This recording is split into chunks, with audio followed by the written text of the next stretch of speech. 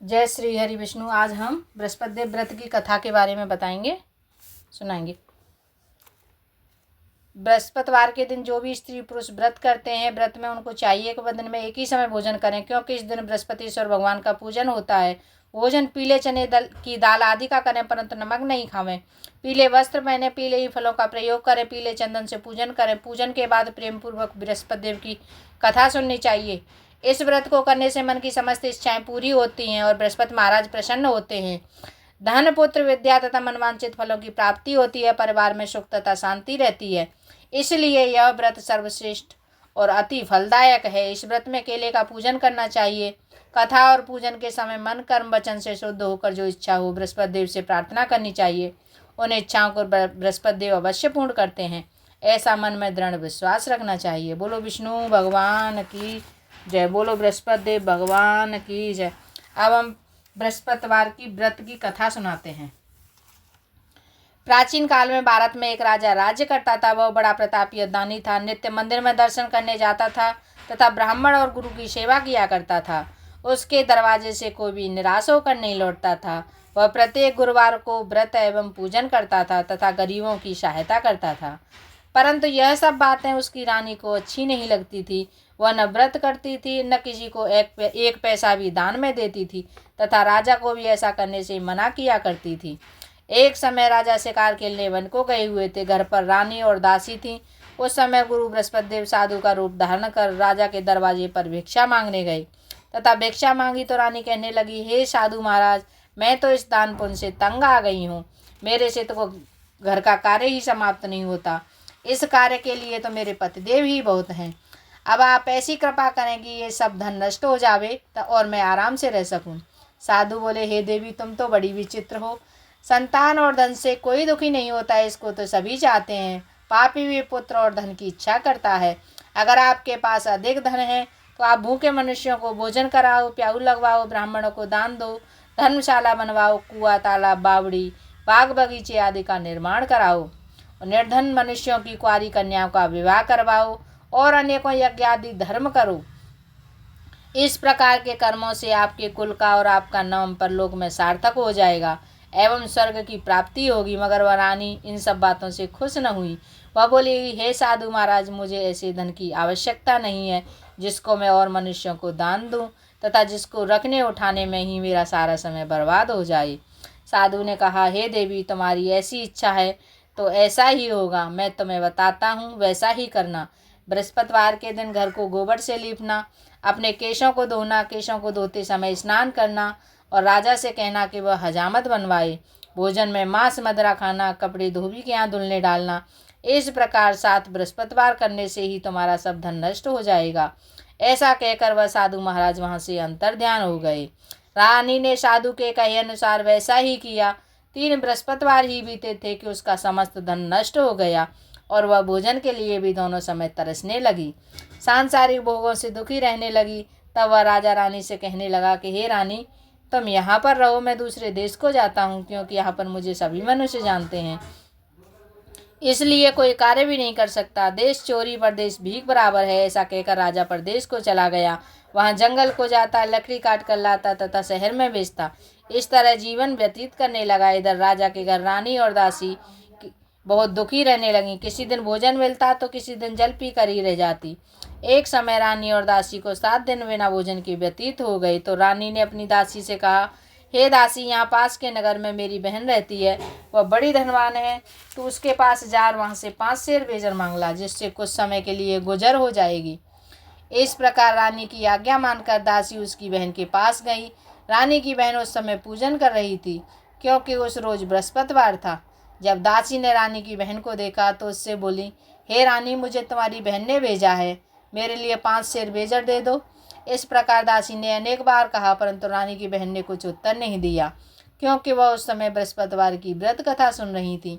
इस प्रकार जब दासी को किसी प्रकार का उत्तर नहीं मिला तो वह बहुत दुखी हुई एवं क्रोध भी आया, परंतु वह बिना कुछ कहे लौटकर अपनी रानी के पास आई और रानी से बोली, हे बहन, मैं रानी के पास आई और रानी से बोली कि हे रानी, तुम्हारी बहन तो बड़ी घमंडी है। वह छोटे लोगों से बात तक नहीं करती, इसलिए उसने मेरी बात का कोई उत्तर नहीं दिया। मैं वापस चली आई। रानी की बहन बोली, हे दासी, इसमें उसका कोई दोष नहीं है। जब बुरे दिन आते हैं तो कोई सहारा नहीं देता। अच्छे बुरे का पता भी आपत्ति काल में ही लगता है। अब जो ईश्वर की इच्छा होगी वही होगा, यह सब हमारे भाग्य का दोष है। इधर उस रानी ने देखा कि मेरी बहन की दासी आई थी, परंतु मैं उससे नहीं बोली, इससे वह बहुत दुखी हुई होगी।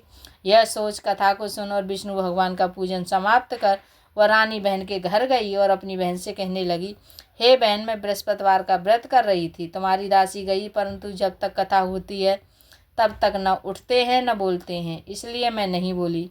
कहो दासी क्यों गई थी? रानी बोली, बहन, हमारे अनाज नहीं था, वैसे तुमसे कोई बात छिपी नहीं है, इसी कारण मैंने दासी को तुम्हारे पास 5 सेर बीजल लेने के लिए भेजा था। रानी बोली, बहन, बृहस्पति भगवान सभी मनोकामना पूर्ण करते हैं, देखो शायद तुम्हारे घर में अनाज रखा हो।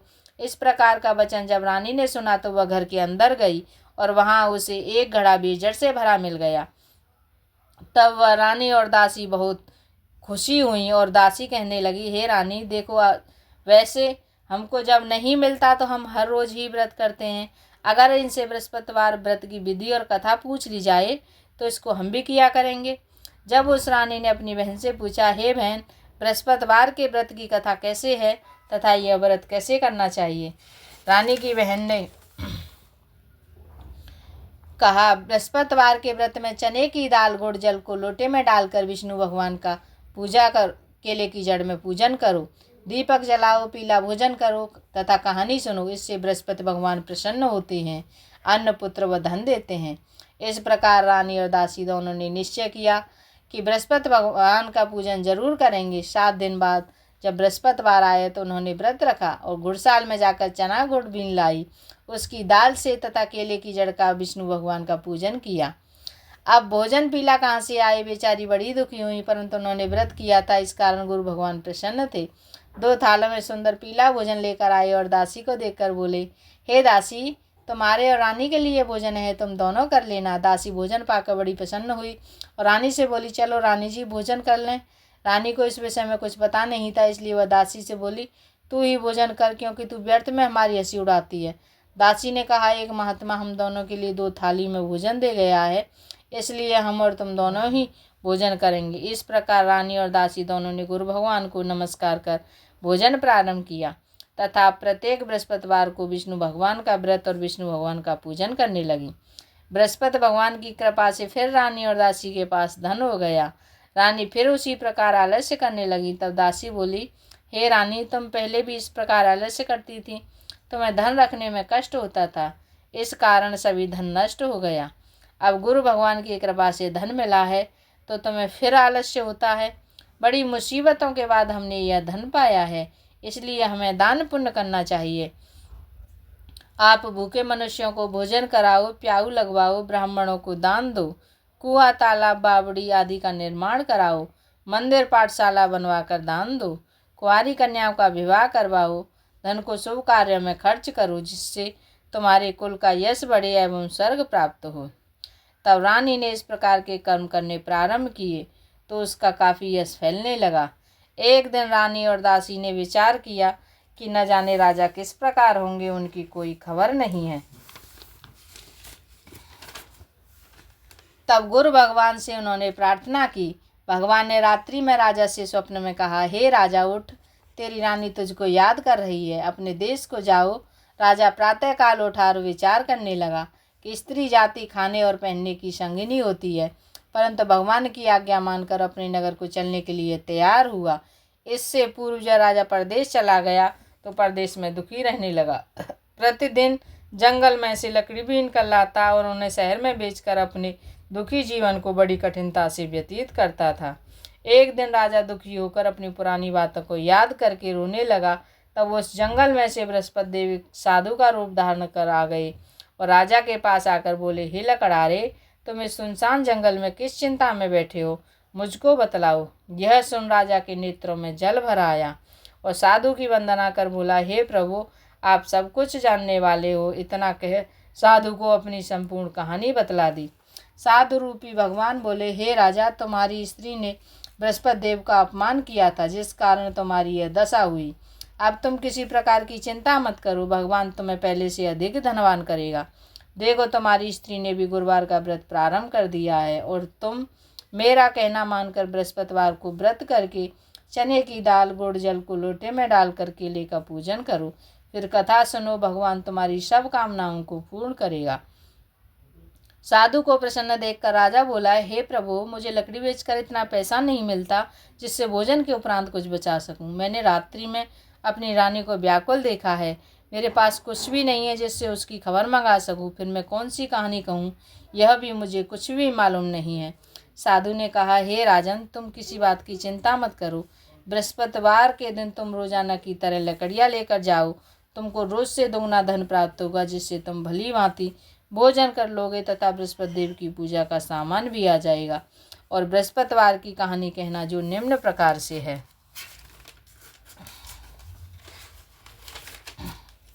प्राचीन काल में एक ब्राह्मण था। वह बहुत निर्धन था। उसकी स्त्री बहुत मलिनता के साथ रहती थी।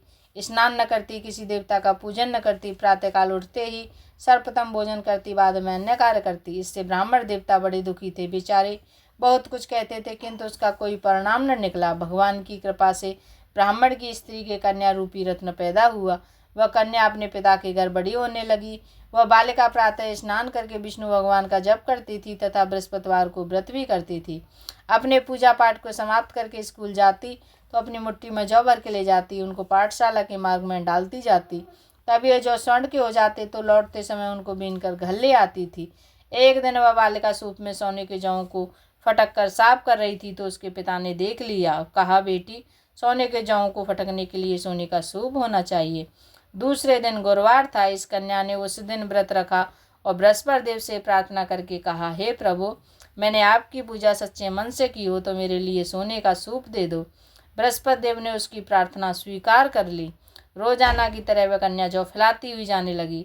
जब लौटकर जौ बीन रही थी तो बृहस्पति देव की कृपा से सोने का सूप मिला। उसे वह घर ले आई और उसमें जौ साफ करने लगी, परंतु उसकी माँ का वही ढंग रहा। एक दिन की बात है कि वह कन्या सूप में सोने की जौ को फटक कर साफ कर रही थी। उस समय उस शहर का राजपुत्र वहां होकर निकला। इस कन्या के रूप और कार्य को देखकर मोहित हो गया तथा अपने घर आकर भोजन तथा जल त्याग कर उदास होकर लेट गया। राजा को जब इस बात का पता लगा तो अपने मंत्रियों के साथ उसके पास गए और बोले, हे बेटा, तुम्हें किस बात का कष्ट है? किसी ने अपमान किया है अथवा और कोई कारण हो सो कहो, मैं वही कार्य करूँगा जिससे तुम्हें प्रसन्नता हो। तो राजकुमार बोला, मुझे आपकी कृपा से किसी बात का दुख नहीं है। किसी ने मेरा अपमान नहीं किया, परंतु मैं उस लड़की के साथ विवाह करना चाहता हूँ जो सोने के सूप में जौ साफ कर रही थी। यह सुनकर राजा आश्चर्य में पड़ गया और बोला, हे बेटा, इस तरह की कन्या का पता तुम ही लगाओ, मैं उसके साथ तेरा विवाह अवश्य करवा दूंगा। राजकुमार ने उस लड़की के घर का पता बतलाया। तब मंत्री उस लड़की के घर गए और ब्राह्मण देवता को सभी हाल बतलाया। ब्राह्मण देवता राजकुमार के साथ अपनी कन्या का विवाह करने के लिए तैयार हो गया तथा विधि विधान के अनुसार ब्राह्मण की कन्या का विवाह राजकुमार के साथ हो गया। कन्या के घर से जाते ही पहले की भांति उस ब्राह्मण देवता के घर गरीबी का निवास हो गया। अब भोजन के लिए भी अन्न बड़ी मुश्किल से मिलता था। एक दिन दुखी होकर ब्राह्मण देवता अपनी पुत्री के पास गए। बेटी ने पिता को दुखी अवस्था में देखा, अपनी माँ का हाल पूछा। तब ब्राह्मण ने सभी हाल कहा। कन्या ने बहुत साधन देकर अपने पिता को विदा कर दिया। इस तरह ब्राह्मण का कुछ समय सुखपूर्वक व्यतीत हुआ। कुछ दिन बाद फिर वही हाल हो गया। ब्राह्मण फिर अपनी कन्या के यहाँ गया और सभी हाल कहा तो लड़की बोली, हे पिताजी, आप माता जी को यहाँ लेवा लाओ, मैं उन्हें विधि बता दूंगी जिससे गरीबी दूर हो जाएगी। वह ब्राह्मण देवता अपनी स्त्री को साथ लेकर पहुँचे तो पुत्री अपनी माँ को समझाने लगी, हे माँ, तुम प्रातःकाल उठकर सर्वप्रथम स्नानादि करके विष्णु भगवान का पूजन करो तो सब दरिद्रता दूर हो जाएगी। परंतु उसकी माँ ने एक भी बात नहीं मानी और प्रातःकाल उठकर अपनी पुत्री के बच्चों की जूठन को खा लिया। यह देखकर उसकी पुत्री को बहुत ही गुस्सा आया और एक रात को कोठरी से सभी सामान निकालकर उसने माँ को बंद कर दिया। प्रातःकाल उसमें से निकाला तथा स्नानादि करा के पाठ करवाया तो उसकी माँ की बुद्धि ठीक हो गई और फिर प्रत्येक बृहस्पतिवार को व्रत रखने लगी। इस व्रत के प्रभाव से उसकी माँ भी बहुत ही धनवान तथा पुत्रवती हो गई और बृहस्पति जी के प्रभाव से स्वर्ग को प्राप्त हुई तथा ब्राह्मण भी सुखपूर्वक इस लोक के सुख को भोग कर स्वर्ग को प्राप्त हुए। इस तरह कहानी कहकर साधु देवता वहाँ से लोप हो गए। धीरे धीरे समय व्यतीत होने पर फिर वही बृहस्पतिवार का दिन आया। राजा जंगल से लकड़ी काटकर शहर में बेचने गया, उसे उस दिन से अधिक पैसा मिला। राजा ने चना गुड़ आदि लाकर बृहस्पतिवार का व्रत किया। उस दिन से उसके सभी दुख दूर हो गई। परंतु जब दोबारा बृहस्पतिवार का दिन आया तो वह बृहस्पतिवार का व्रत करना भूल गया।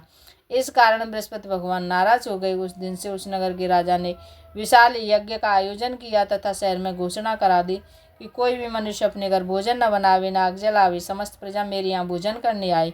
इस आज्ञा को जो नहीं मानेगा उसको फांसी की सजा दी जाएगी। इस तरह की घोषणा संपूर्ण नगर में करवा दी गई।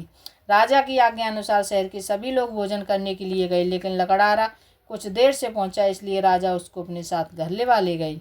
ले जाकर जब भोजन करा रहे थे तो रानी की दृष्टि उस खूंटी पर पड़ी जिस पर उसका हार लटका हुआ था। वह वहां दिखाई नहीं दिया। रानी ने निश्चय किया कि मेरा हार इस मनुष्य ने चुरा लिया। उसी समय सैनिकों को बुलवाकर उसको जेल खाने में डलवा दिया। जब राजा जेल खाने में पड़ गया और बहुत दुखी होकर विचार करने लगा कि न जाने कौन से पूर्वजन्म के कर्म से मेरे लिए दुख प्राप्त हुआ है, वह इसी साधु को याद करने लगा जो कि जंगल में मिला था। उसी समय तत्काल बृहस्पति देव साधु के रूप में प्रकट हो गए और उसकी दशा को देखकर कहने लगे, अरे मूर्ख, तूने बृहस्पति देवता की कथा नहीं करी, इस कारण तेरे लिए दुख प्राप्त हुआ है। अब चिंता मत कर, बृहस्पतिवार के दिन जेल खाने के दरवाजे पर रुपए पड़े मिलेंगे, उनसे तू बृहस्पति देव की पूजा करना, तेरे सभी कष्ट दूर हो जाएंगे। बृहस्पतिवार के रोज उसे रुपए पड़े मिले। राजा ने कथा कही। उसी रात्रि को बृहस्पति देव ने उस नगर के राजा को स्वप्न में कहा, हे राजा, तुमने जिस आदमी को जेल खाने में बंद कर दिया वह निर्दोष है, वह राजा है, उसे छोड़ देना। रानी का हार उसी खूंटी पर लटका हुआ, अगर तू ऐसा नहीं करेगा मैं तेरे राज्य को नष्ट कर दूंगा। इस तरह रात्रि के स्वप्न को देखकर राजा प्रातःकाल उठा और खूंटी पर हार लटका देखकर लकड़हारे को बुलाकर क्षमा मांगी तथा राजा के योग्य सुंदर वस्त्र आभूषण देकर विदा किया। साधु की आज्ञा अनुसार राजा अपने नगर को चल दिया। जब राजा नगर के निकट पहुंचा तो उसे बड़ा आश्चर्य हुआ। नगर में पहले से अधिक बाग, तालाब, कुएं तथा धर्मशाला, मंदिर आदि बन गई हैं। राजा ने पूछा, यह किसका बाग और धर्मशाला है? तब नगर के सब लोग कहने लगे, यह सब रानी और दासी के हैं। तब राजा को आश्चर्य हुआ और गुस्सा भी आया। जब रानी ने खबर सुनी कि राजा आ रहे हैं तो उसने दासी से कहा, हे दासी, देख राजा हमको कितनी बुरी हालत में छोड़ गए थे, हमारी ऐसी हालत देखकर लौट न जाएं, इसलिए तू दरवाजे पर खड़ी हो जा। रानी की आज्ञा अनुसार दासी दरवाजे पर खड़ी हो गई। जब राजा आए तो उन्हें अपने साथ लेवा लाई। जब राजा ने क्रोध करके अपनी तलवार निकाली और पूछने लगा, बताओ यह धन तुम्हें कैसे प्राप्त हुआ है? तब उन्होंने कहा, हमें यह सब धन बृहस्पति देव के व्रत के प्रभाव से प्राप्त हुआ है। राजा ने निश्चय किया कि 7 रोज बाद तो सभी बृहस्पति देव का पूजन करते हैं, परंतु मैं रोजाना दिन में 3 बार कहानी कहा करूँगा तथा रोज व्रत किया करूँगा। अब हर समय राजा के दुपट्टे में चने की दाल बंधी रहती है। वह दिन में 3 बार कहानी कहता है। एक रोज राजा ने विचार किया, चलो अपनी बहन के घर हुआ में। इस तरह निश्चय कर राजा घोड़े पर सवार होकर अपनी बहन के यहाँ निकला। मार्ग में उसने देखा कि कुछ आदमी मुर्दे को लिए जा रहे हैं। उन्हें रोककर राजा बोला, अरे भाइयों, मेरी बृहस्पतिवार की कहानी सुन लो। वे बोले, लो, हमारा तो आदमी मर गया और इसको अपनी कथा की पड़ी। परंतु कुछ आदमी बोले, अच्छा कहो, हम तुम्हारी कथा भी सुनेंगे। राजा ने दाल निकाली और कथा कहने लगा। जब कथा आधी हुई तो मुर्दा हिलने लगा। जब कथा समाप्त हो गई तो मनुष्य राम राम करके उठकर खड़ा हो गया। आगे मार्ग में उसे एक किसान खेत में हल चलाता मिला। राजा ने उसे देखा तो उससे बोला, अरे भैया, तुम मेरी बृहस्पतिवार की कथा सुन लो। किसान बोला, जब तक तेरी कथा सुनूंगा 4 हरया जोत लूँगा, जा अपनी कथा किसी और को सुनाना। इस तरह राजा आगे चलने लगा। राजा के हटते ही बैल पछाड़ खाकर गिर गई तथा किसान के पेट में बहुत जोर का दर्द होने लगा। उस समय उसकी माँ रोटी लेकर आई। उसने जब यह देखा तो पुत्र से सब हाल पूछा। बेटे ने सभी हाल कह दिया। बुढ़िया दौड़ी दौड़ी घुड़सवार के पास गई। बुढ़िया दौड़ी दौड़ी उस घुड़सवार राजा के पास गई और उससे बोली कि मैं तेरी कथा सुनूंगी, तू अपनी कथा मेरे खेत पर चलकर ही कहना। राजा ने बुढ़िया के खेत पर जाकर कथा कही, जिसे सुनते ही बैल उठ खड़े हुए तथा किसान के पेट में दर्द बंद हो गया। राजा अपनी बहन के घर पहुंचा। बहन ने भाई की खूब मेहमानी की।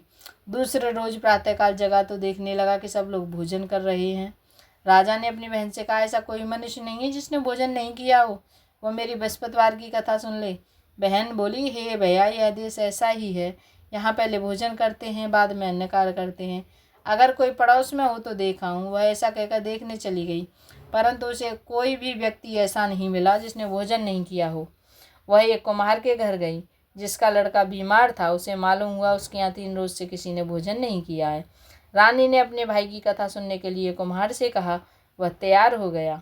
राजा ने उसके यहाँ जाकर बृहस्पतिवार की कथा कही, जिसको सुनकर उसका लड़का ठीक हो गया। अब तो राजा की प्रशंसा होने लगी। एक रोज राजा ने अपनी बहन से कहा, हे बहन, हम अपने घर को जाएंगी, तुम भी तैयार हो जाओ। राजा की बहन ने अपनी सास से पूछा तो सास बोली, हाँ चली जा, परंतु अपने लड़कों को मत ले जाना, क्योंकि तेरे भाई की कोई औलाद नहीं होती है। बहन ने अपने भैया से कहा, भैया मैं तो चलूँगी, परंतु कोई बालक नहीं जाएगा। राजा बोला, जब कोई बालक ही नहीं चलेगा तब तुम ही चल कर क्या करोगी। बड़े दुखी मन से राजा अपने नगर को लौट आया। राजा ने अपनी रानी से कहा, हम निर्वंशी राजा हैं, हमारा मुँह देखने का धर्म नहीं है, और इस उदासी के कारण उसने कुछ भोजन आदि नहीं किया। रानी बोली, हे स्वामी, बृहस्पति देव हमें औलाद अवश्य देंगे। उसी रात को बृहस्पति देव ने राजा से स्वप्न में कहा, हे राजा, उठ, सोच त्याग दे, तेरी रानी गर्भ से है, 9वें महीने में उसके गर्भ से एक सुंदर पुत्र पैदा होगा। तब राजा बोला, हे रानी, स्त्री बिना भोजन के रह सकती है, बात कहे बिना नहीं रह सकती। जब मेरी बहन आई तब तुम मुझसे कुछ मत कहना। रानी ने सुनकर हाँ कर दिया।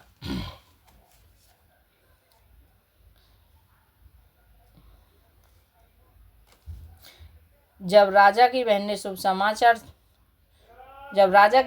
समाचार सुना तो बहुत खुश हुई तथा बधाई लेकर अपने भाई के यहाँ आई। तभी रानी ने कहा, घोड़ा चढ़कर तो आई नहीं, गधा चढ़ी आई। राजा की बहन बोली, भाभी, मैं इस प्रकार न कहती तो तुम्हें संतान कैसे मिलती। बृहस्पति देव ऐसे ही हैं, जैसी जिसके मन में कामना है वैसी सभी को पूर्ण करते हैं। जो सद्भावना पूर्वक कथा पढ़ता है एवं सुनता है और दूसरों को सुनाता है, बृहस्पति देव उसकी सभी मनोकामनाएं पूर्ण करते हैं तथा उसकी सदैव रक्षा करते हैं। संसार में जो मनुष्य सद्भावना से गुरु भगवान का पूजन व्रत सच्चे हृदय से करते हैं तो उनकी सभी मनोकामनाएं पूर्ण होती हैं। जैसी सच्ची भावना से रानी और राजा ने उनकी कथा का गुणगान किया तो उनकी सभी इच्छाएं बृहस्पति देव ने पूर्ण की थी। इसलिए सबको कथा सुनने के बाद प्रसाद लेकर जाना चाहिए और हृदय में उसका मनन करते हुए जयकारा बोलना चाहिए। बोलो विष्णु भगवान की जय, बोलो बृहस्पति देव भगवान की जय। जय श्री हरि विष्णु, जय जय श्री हरि विष्णु। अब हम विष्णु भगवान की आरती गाएंगे। जय श्री हरि विष्णु। ओम जय बृहस्पति देवा स्वामी, जय बृहस्पति देवा। छिन छिन भोग लगाऊं, छिन छिन भोग लगाऊं, कदली फल मेवा। ओम जय बृहस्पति देवा। तुम्हें पूर्ण परमात्मा, तुम्हें अंतर्यामी, स्वामी तुम्हें अंतर्यामी। जगत पिता जगदीश्वर, तुम सबके स्वामी। ओम जय बृहस्पति देवा। चरणामृत निज निर्मल, सब पातक हरिता, स्वामी सभी पातक हरिता। सकल मनोरथ दायक, कृपा करो वरता। ओम जय बृहस्पति देवा। तन मन धन अर्पण करी, जो जन शरण पड़े, स्वामी जो जन शरण पड़े। प्रभु प्रकट तब हो करे, प्रभु प्रकट तब हो करे, आकर द्वार खड़े। ओम जय बृहस्पति देवा। दीन दयाल दयानिधि, भक्तन हितकारी, पाप दोष सबे हरिता, भव बंधन हारी। ओम जय बृहस्पति देवा। सकल मनोरथ दायक, सब संशय तारो, स्वामी सब संशय तारो। विषय विकार मिटाओ, शांतन सुखकारी। ओम जय बृहस्पति देवा। जो कोई आरती तेरी प्रेम सहित गावे, स्वामी प्रेम सहित गावे। ज्येष्ठानंद आनंद करे, सो निश्चय पावे। ओम जय बृहस्पति देवा। जय बृहस्पति देवा स्वामी, जय बृहस्पति देवा। जय श्री हरि विष्णु। बोलो विष्णु भगवान की जय, बोलो बृहस्पति देव भगवान की जय। जय श्री हरि विष्णु।